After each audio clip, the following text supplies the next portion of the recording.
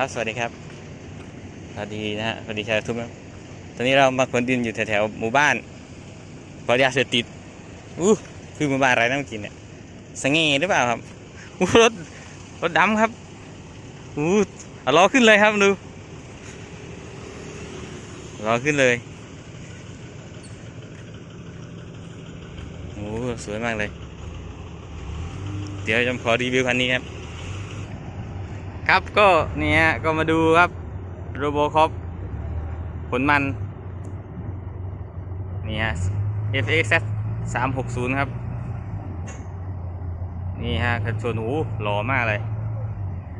นี่ฮะ360ครับขนมัน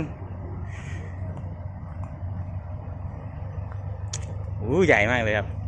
ไฟนี่ก็ใหญ่กว่า600เยอะนี่คนไปทางไหนครับคอนบุรีครับ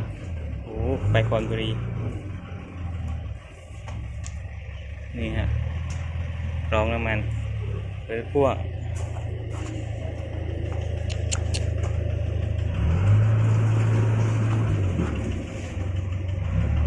รู้นะครับดูพ่วงนะครับอู่อัมพันนะครับนี่ฮะอันนี้ครับมันจะอู่อัมพันมาขนมันนะครับรถไถมันเทยังไงครับเมื่อกี้รถอีแต๊ดนะฮะเสร็จแล้วครับมีป้ายไฟครับเป็นกล่องเนี้ยสวยนะครับไฟถอย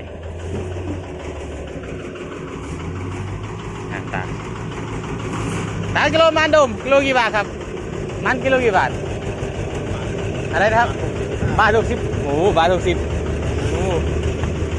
เนี่ยมันก็บาทละ60เท่านี้ตาครับบาท60ครับเดินชมรถพ่วงต่อครับ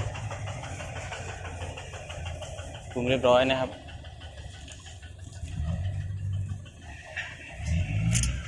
ยังไม่ใส่ท่อครับท่อยังไม่แต่งนะอยากได้ถังลมแบบนี้นะครับนี่สวยครับใส่ท่อคืออะไรนี่นะทำอะไรนี่ครับใส่ล็อกกี้นะ